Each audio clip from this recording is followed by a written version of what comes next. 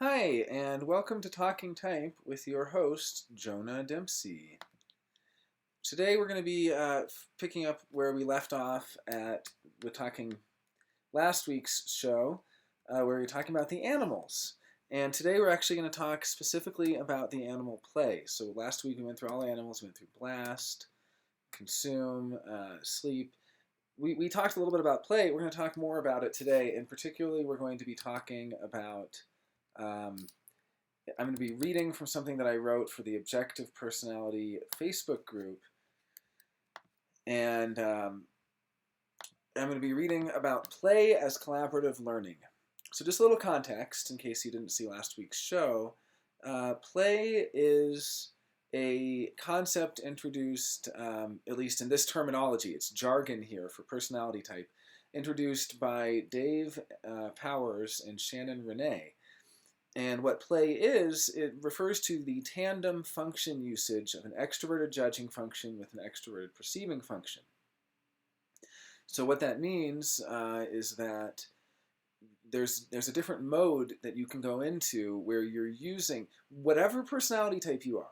Whatever personality type, you're going to have a mode that you can go into that is going to be an extroverted perceiver with an extroverted judger.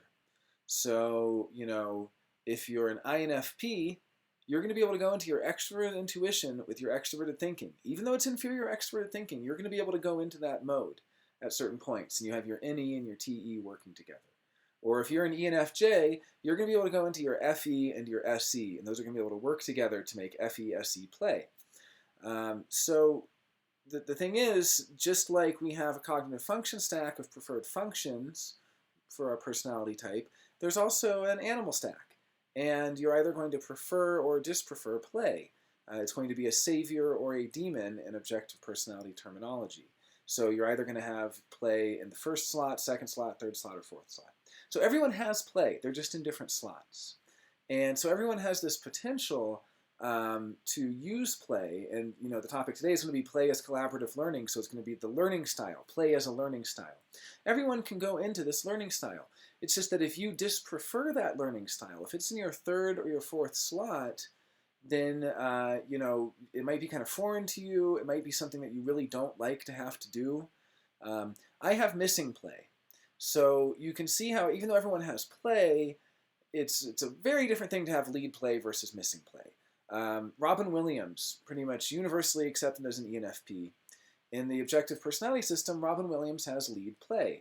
So again, going back to the animals here, so for Robin Williams, he's going to have NE with TE. That's NE with TE because he's an ENFP. So his extroverted judging function is TE, and his extroverted perceiving function is NE. The judger and the perceiver, when they're both extroverted, they work together. You can see how that works. For someone like Robin Williams, you can see how he'll be using his NE to do this amazing brainstorming, this multi-contextual thinking, this way of weaving together so many different contexts and recontextualizing things, making all these jokes. And then his TE is really interfacing with other people. It's really connecting with them, but in a logical, way. He's not trying to hook into their feeling functions. He's not trying to manipulate their feeling functions. He is connecting to them. It's really an NT kind of thing. Even though he's an ENFP, he's using a lot of NT because he's using NE with TE. He's using intuition and thinking together.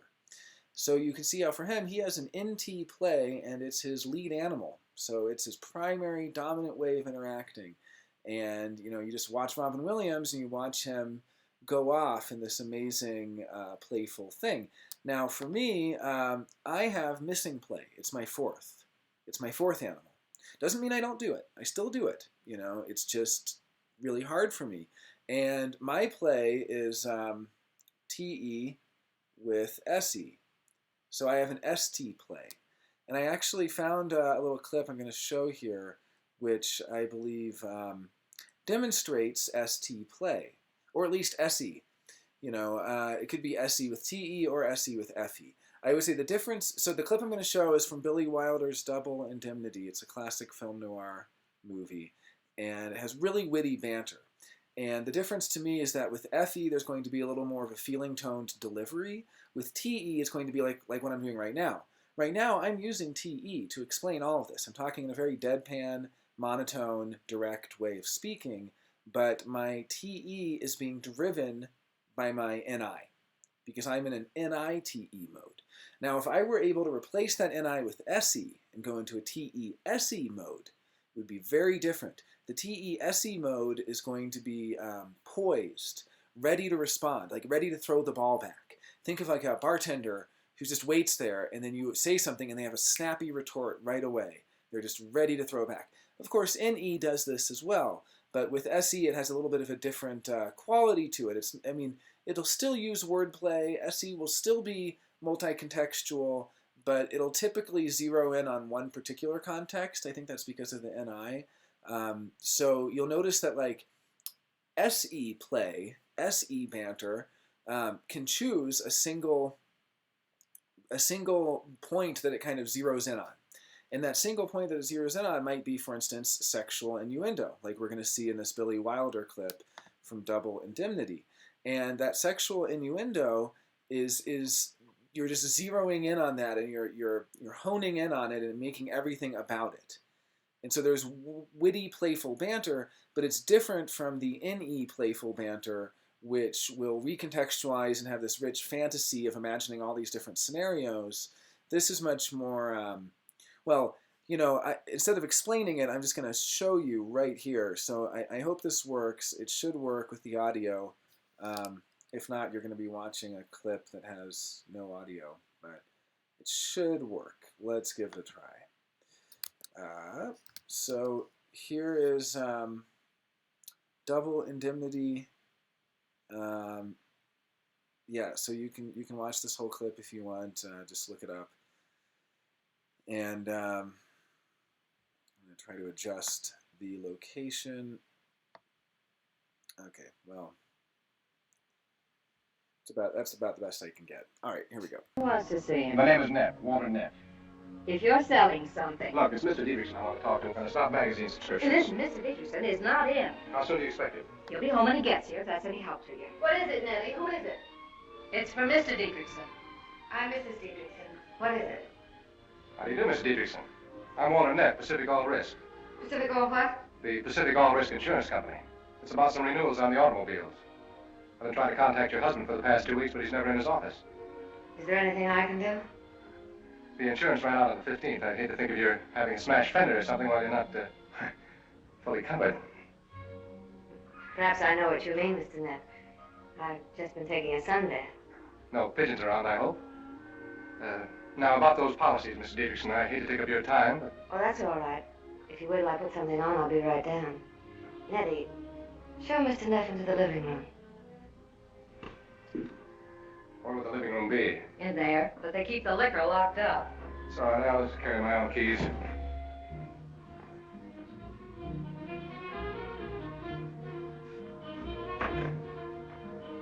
The living room was still stuffy from last night's cigars.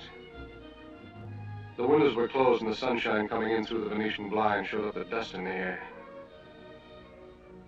On the piano in a couple of fancy frames were Mr. Dietrichson and Lola, his daughter by his first wife. They had a bowl of those little red goldfish on the table behind the big Davenport. But to tell you the truth, Keys, I wasn't a whole lot interested in goldfish right then. On auto renewals or on Mr. Dietrichson and his daughter Lola. I was thinking about that dame upstairs and the way she had looked at me. And I wanted to see her again, close, without that silly staircase between us.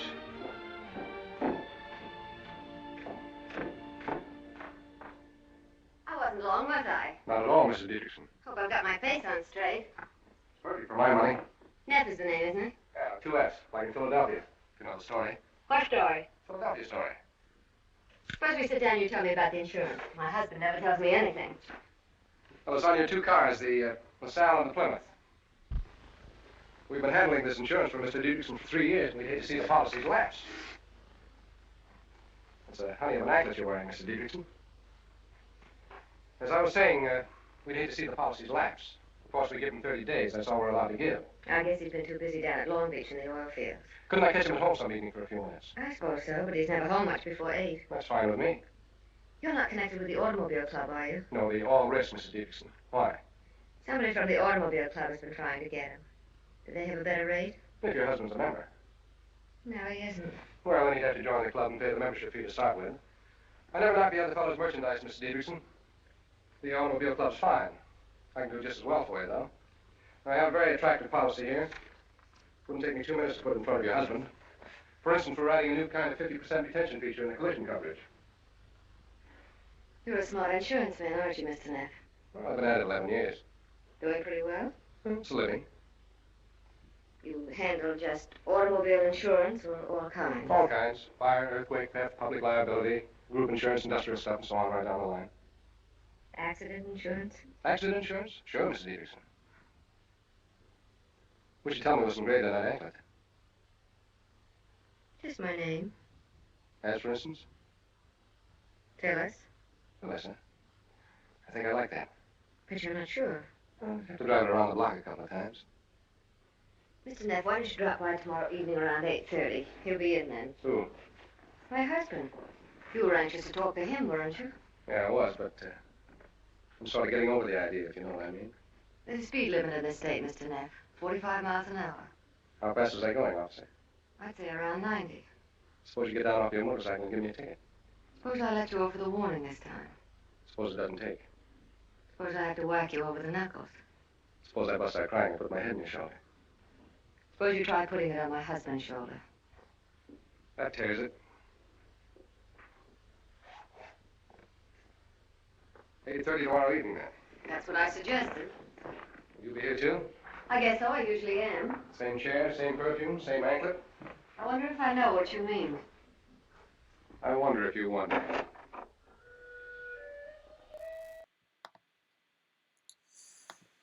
Yeah, so what we're seeing there is an example of SETE play. And you can see that a few things about it. I mean, play is provocative, it's interactive, it's observational because it has an extroverted observer, a perceiving function. So it's using SE to observe. But then it's also provocative and interacting, and that TE interfacing is going to latch onto the other person and kind of get in there and try to connect with them. You know, I'm not sure if the example we saw was SEFE or SETE. I would tend to say a little more SETE, but for the purposes of this example, I'm just trying to show, you know, there's different varieties of play, and you can see how the kind of play that an SE user has might be a little different from the Robin Williams style extroverted intuition, but it still is snappy, it's still witty, it's still flippant, it's still bantery, it's still passing a ball back and forth, it's still having that kind of trademark. So I just want to kind of get across what the trademark for play is. Okay, so now I'm going to read something a little bit personal that I shared on the unofficial Objective Personality Facebook group. And now this is, I'm going to talk a little bit personally about myself. I'll just read this and then I can kind of go into my thoughts. But this was my purpose for doing the live stream today, was I wanted to talk about play as collaborative learning. And this is something that I was only recently exposed to, play as a learning style. And I was kind of trying to run with that and to explore what the different animals as learning styles might be. And so just as a little refresher, as a recap, if you're not familiar with the animals as much and you didn't watch the previous show, we have, here are the animals. Blast, consume, sleep, and play are the four animals. And I've just been talking about play. Sleep is the opposite of play. Sleep is a fully withdrawn, introverted, kind of ruminating internal processing. Consume is attentive listening, and then blast is what I'm doing right here, right now. This is blast. So just to go over them really quickly again, you know, I'm doing an NITE blast right now. So I'm blasting at you with TE, but I'm using my NI, which is my internal process manager, to keep on track and to kind of draw from my internal knowledge and so on. Consume would be being observational, being observant, and just kind of noticing things. You know, it's not typically verbal. If it is verbal, it's going to be asking questions, things like that. But you can see when somebody's in consume because they're being very observant. Play, we just talked about, that's going to be that kind of interactive banter. And then sleep is going to be a fully withdrawn, fully introspective, digestive process. In my case, using NI and FI. My NI is going to be kind of reviewing and making predictions and weighing many factors at once and all this stuff. And my FI is going to be valuing, I should say. It's going to be valuing and putting things in a hierarchy in terms of importance. Yeah, and of course, you can always go to objectivepersonality.com if you're interested in more. So just for a little context then, my idea was, when I was exposed to the idea that play is a certain learning style, learning through interaction with other people. Someone was talking about this. And then actually I recently watched Dave and Shannon's video. Dave Powers and Shannon Renee did a video on play. They were talking about missing play on their YouTube channel. And in this video, they were talking about play as learning and learning together with other people, collaborative learning. So that's why I decided to call this Play as Collaborative Learning. And I'm going to read this. Okay, yeah. I'm going to just read this, and then I'll wrap up the live stream for today. Because really, I just wanted to kind of get this idea out there for people who followed last week's episode on the animals. Kind of a nice follow-up. And it is a little personal. It's sharing something that I feel has to do with my own personal growth over the last 7 years or so. Play is collaborative learning. Someone on the group the other day mentioned that Save Your Play folks learn by collaborating.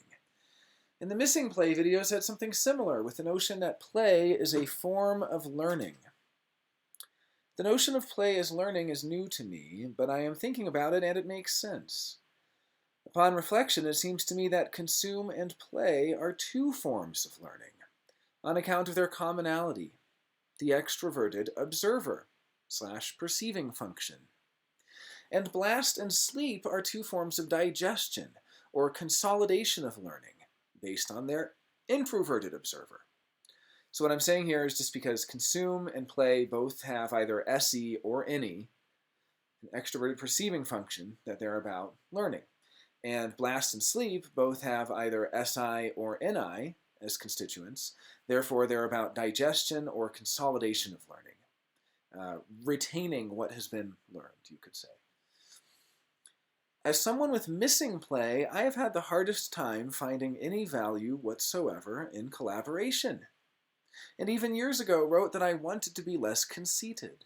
But if I were honest with myself, the reason I never ask anyone questions is because I'm so arrogant. I think that if there were an answer, I'd have found it already. This was around 2012, at age 29, when I was going through a rough time and spent months in what I called my subjective destitution phase, staring face to face with my shadow, my elitist, narcissistic, know-it-all, never ask anyone for anything shadow. Of course, realizing this doesn't change anything. I still have missing play. I'm still going to be highly resistant to feedback from anyone, ever. I couldn't imagine workshopping something I'd written, or asking someone for feedback, or anything. I'm extremely independent, to the point of it being a real problem, because, of course, we're all interdependent. The fantasy of independence is no different from narcissistic withdrawal, the desire to not have to rely on anyone. For this reason, I often hated accepting favors from anyone, because I felt that it would create an obligation. Needless to say, in the last 7 years, I've grown up a lot, and have become much more comfortable with healthy interdependence. But I was thinking today about missing play, and how I basically just do everything on my own, from this feeling that if I involve others, it will just slow me down. And then I'll not only have the problem I'm trying to solve, but I'll have other people getting in the way too. It's looking at people as problems to solve, which again goes back to the whole narcissistic fantasy. It is such a foreign concept to me that I would actually learn from someone else. Okay, setting aside the personal angle, sleep and blast are two forms of digestion, processing, and consolidating learning. How so? Well, sleep is obvious. It's reflection, rumination, going over what you already know internally. Blast is less obvious, but I would say that someone who has Savior Blast has to tell people or teach them something as a way of solidifying it. As Savior Blast myself, which means I prefer blast over consume. Savior is a objective personality term that essentially just means it's a preference. So my savior animals are sleep and blast. My demon animals are consume and play. Going on. As Savior Blast myself, if I learn something new, I have to immediately put it into practice or explain it to someone or I'll forget it. My whole life I've said that I need to tell 3 people something in order for me to understand it. A similar notion is that if you can't explain something to a 5-year-old, you don't really understand it. So I practice explaining every new concept I learn as soon as I am able to, as a way of digesting and processing that concept. Of course, as lead sleep, I also ruminate a lot. This blast is the outcome of about 2 hours of rumination. Yesterday I walked 10 miles, no joke, the whole time ruminating. No cell phone, no nothing, just 4 hours of thought. It didn't even seem unusual to me, and I wouldn't have noticed the distance or time passing if it weren't that my feet eventually started hurting. In the name of the holy too long didn't read, here's my concise synopsis. Consume and play are ways of learning. Blast and sleep are ways of consolidating learning. Okay? And again, this is what I said earlier. Consume and play are learning because they both have extroverted perceiving functions, either SE or NE. So you're going to learn because you're going to be taking in new observations using SE or NE. You're going to be gathering new observations. Now, blast and sleep are ways of consolidating learning. This is about retention. This is about ingraining it. This is about practicing it, mentally rehearsing it. This is about making it second nature, making it muscle memory. This is consolidation. This is digestion. This is processing. Blast and sleep are processing because they have either SI or NI. It's very different. SI or NI are like journaling functions. They're database functions where you have this internal wealth of knowledge you're recording to and then you can reference from. Very different from SE or NE. SE and NE are action functions where you're taking action out in the world and you're gathering data and you're kind of learning hands-on. All right, consume and sleep are non-interfacing. So consume is a way of learning without interfacing. Sleep is a way of consolidating without interfacing. That means consume, where you're just observing things, you don't need to interface with anyone. You don't need to hook into what they're doing. You're not using TE or FE. You're not using the interfacing functions when you consume. So you're just learning, you're just observing, you're just gathering.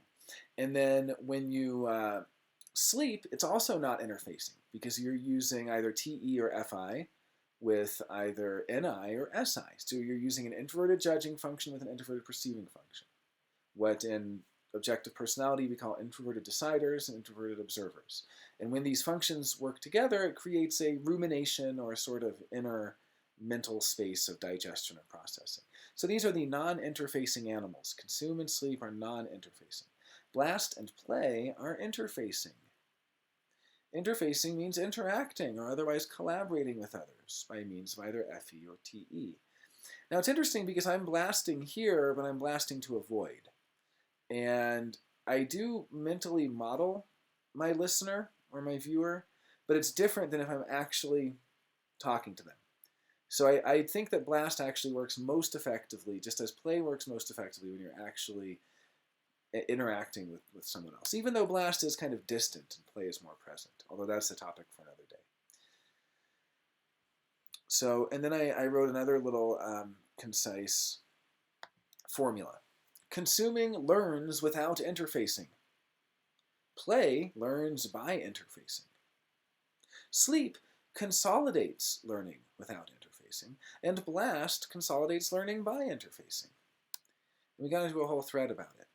So, my reason for sharing this is because I'm kind of doing this series on the animals. Last time we talked about the animals, and I just want to kind of go into the animals because to me these are some of the most fascinating aspects of the objective personality system. The animals is really, it's about tandem function usage. And so again, I'm going to wrap it up, but I would just say, I would ask my audience, what is your learning style? Do you learn with other people? Do you learn through collaboration? Do you learn by interacting with others, or do you learn on your own? Are you a solitary learner, right? What are your animals? If you can figure them out, if you're able to observe your own animal stack and observe when you go into these different modes, can you notice play? Do you notice that witty banter? Do you notice Blast explaining something, in great detail? Do you notice consume? Being an attentive listener, leaving a lot of silence and hoping the other fills in the silence and just kind of listening and asking questions to pull information out of them. Do you notice when you're in sleep, when you're going for a long walk and you're not present, you're not noticing anything around you, and you're not on your phone and you're not listening to a podcast in your headphones, you're purely in your internal space. You're alone with yourself. That's sleep. So I would just say, yeah, I would just, this is kind of a short broadcast today, but I'm going to be going into the animals much more in future broadcasts. And so, what is your learning style? And if you know your animals, post your animals. Feel free to comment. And do you think there's anything to it? Do you think that there is a connection between the animals and the learning styles? And if so, what have you found? Are you a collaborative learner? Are you a solitary learner? Do you spend more time digesting and going over what you've already learned, or gathering new information, and so on? All right. And again, you can check out objectivepersonality.com. I'm not affiliated with them in any way. I'm just giving them a shout out, just a promotional shout out. Dave Powers, Shannon, Renee, incredible, brilliant type theorists. Check them out. If you liked my video, please subscribe. I'm going to be doing a lot more of these live streams soon. And yeah, you've been watching Talking Type with Jonah Dempsey. Thank you so much for watching. Take care.